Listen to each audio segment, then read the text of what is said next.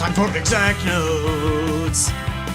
It's just exact notes. Music rocks. Yeah. Hello and welcome to How to Play Ode to Joy on the ukulele using exact notes in under 2 minutes. We've got a little bit of work to do, so let's get started. The 4 strings here are G, C, E, and A. When we play an open string, we call it a 0. When we put one finger on the string, we call it 1, 2, 3, and 4.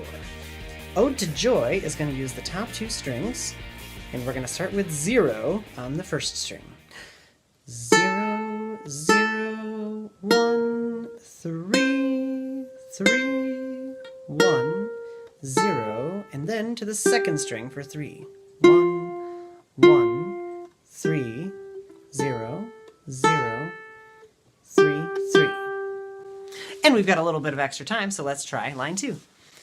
0, 0, 1, 3, 3, 1, 0, 3, 1, 1, 3, 0, 3, 1, 1.